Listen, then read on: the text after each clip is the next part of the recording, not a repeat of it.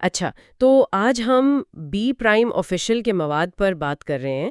یہ ایک Pakistani production house ہے۔ اور کافی مشہور ہیں اپنے سینمائی انداز کی وجہ سے، لوکل اور انٹرنیشنل دونوں سطح پر کام کرتے ہیں۔ ہمارے پاس ان کی ویب سائٹ سے کچھ معلومات ہیں اور ایک ٹرانسکرپٹ بھی ہے۔ ان کی یوٹیوب چینل سے ایک کامیڈی ڈرامہ ہے سیز فائر۔ ہاں، قسط 85، وہ عظمت اینڈ سنس چیپٹر 2 والا۔ بالکل وہی۔ تو آج دیکھتے ہیں کہ یہ لوگ مزاح کے ذریعے آج کل کے جو موضوعات ہیں ان کو کیسے دکھاتے ہیں۔ یہی مقصد ہے آج کی گفتگو کا۔ بی پرائم، جیسا میں نے کہا، ٹی وی، فلم، ڈیجیٹل سب کے لیے کام کرتا ہے، اور یہ قسط سیز فائر یہ خاص طور پر دلچسپ ہے۔ کیوں؟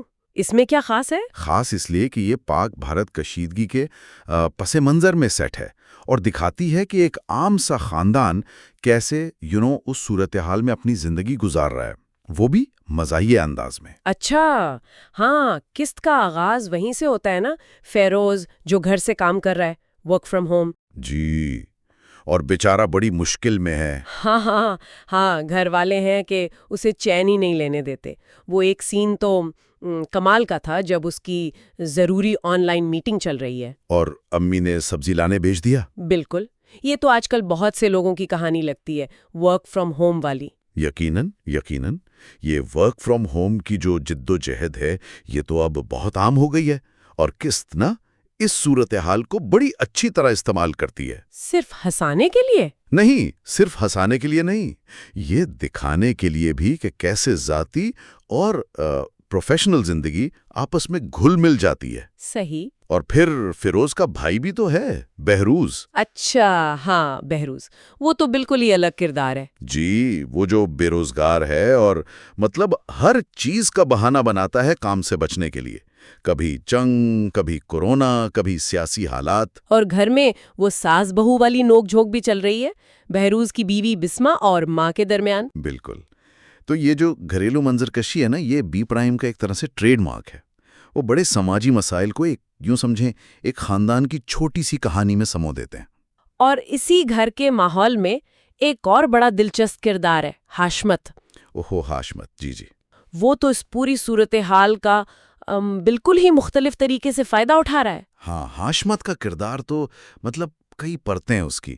وہ لوگوں میں جنگی جذبات بھڑکا رہا ہے، حب الوطنی کے نام پر۔ لیکن اصل مقصد کچھ اور ہے۔ اصل مقصد تو بہت ہی الگ ہے۔ ایک طرف وہ لالا اور مجاہد جیسے نوجوانوں کو کہہ رہا ہے، چلو بھائی سرحد پر چلو، ملک کی خدمت کرو۔ ہاں، یہ تو میں نے دیکھا۔ اور دوسری طرف وہ ایک فیروزہ ڈاکو ہے، اس کے ساتھ مل کر منصوبہ بنا رہا ہے کہ انہی لڑکوں کو اغوا کروا لیا جائے۔ کیا؟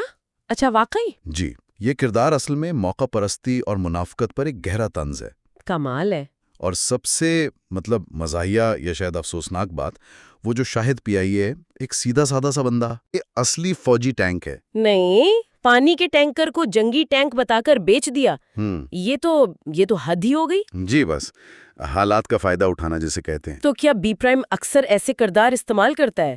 میرا مطلب ہے جو حالات کا اتنا ڈرامائی فائدہ اٹھاتے ہیں۔ جی بالکل، اس طرح کے کردار جو سماجی یا سیاسی حالات کو اپنے ذاتی فائدے کے لیے استعمال کرتے ہیں، یہ ان کے کام میں اکثر نظر آتے ہیں۔ یہ ان کے مزاح کا ایک اہم حصہ ہے، طنز کے ذریعے معاشرتی خامیوں کو اجاگر کرنا ایک طرح سے۔ بالکل۔ اور یہ سب چل ہی رہا ہوتا ہے کہ بیچارہ فیروز ان گھریلو جھمیلوں اور میٹنگز میں جو خلل پڑتا ہے نا، اس کی وجہ سے اس کی نوکری چلی جاتی ہے۔ اوہ، تو کامیڈی کے ساتھ ساتھ یہ سنجیدہ مسائل بھی ہیں؟ جی، حقیقی زندگی کے مسائل بھی ساتھ ساتھ چلتے ہیں۔ اور پھر کہانی میں ایک نیا موڑ آتا ہے، سیز فائر، جنگ بندی کا اعلان ہو جاتا ہے۔ ہاں، اور اس سے تو ساری صورتحال ہی الٹ جاتی ہے۔ کیسے؟ اب دیکھیں، یہ جنگ بندی کا اعلان بھی اپنے ساتھ مزہ لاتا ہے۔ بہروز جو ہے وہ پریشان ہے۔ وہ کیوں؟ کیونکہ اس نے جنگ کے دوران منافع کمانے کے لیے ڈھیر سارا راشن جمع کر لیا تھا، وہ اب اس کے گلے پڑ گیا ہے۔ ہاں، اچھا۔ اور شاہد پی آئی اے، جس نے وہ ٹینک خریدا تھا، وہ اپنے پیسے واپس مانگ رہا ہے ہاشمت سے۔ ظاہر ہے۔ اور ہاشمت، اس نے تو لالا اور شیری کو مجاہد کی جگہ شیری چلا گیا تھا، ان کو سرحد بھیج بھی دیا ہے۔ اوہ، تو وہ تو پھنس گئی ہوں گے نا فیروزہ ڈاکو کے پاس۔ جی، امکان تو یہی ہے۔ قسط کا اختتام ان کرداروں کی مشکلات کو اور بڑھا دیتا ہے۔ تو یہ سب کچھ بی پرائم آفیشل کی اس سوچ سے بالکل ملتا ہے جو ان کی ویب سائٹ پر بھی لکھی ہے کہ وہ ڈرامے اور مزاح کے ذریعے سماجی مسائل پر بات کرتے ہیں۔ جی ہاں، بالکل مطابقت رکھتا ہے۔ یہ قص دکھاتی ہے کہ وہ کیسے روزمرہ کے کرداروں اور حالات کو استعمال کر کے ایک ایسی کہانی بناتے ہیں جو تفریحی بھی ہے اور سوچنے پر مجبور بھی کرتی ہے۔ تو خلاصہ کیا نکلا اس سب کا؟ تو حاصل کلام یہ ہے کہ بی پرائم آفیشل جو ہے وہ سنجیدہ مسائل کو، جیسے قومی کشیدگی ہو گئی، معاشی دباؤ، خاندانی تعلقات، ان سب کو بہت ہلکے پھلکے انداز میں پیش کرنے کا ہنر جانتا ہے۔ سیز فائر اس کی اچھی مثال ہے۔ بہترین مثال ہے۔ پاکستانی معاشرے کے جانے پہچانے کردار، جانے پہچانے حالات، ان کو استعمال کرتے ہوئے نہ صرف ہنساتی ہے بلکہ کچھ اہم باتوں پر غور کرنے کی دعوت بھی دیتی ہے، اور یہ انداز انہیں زیادہ لوگوں تک پہنچنے میں مدد دیتا ہے۔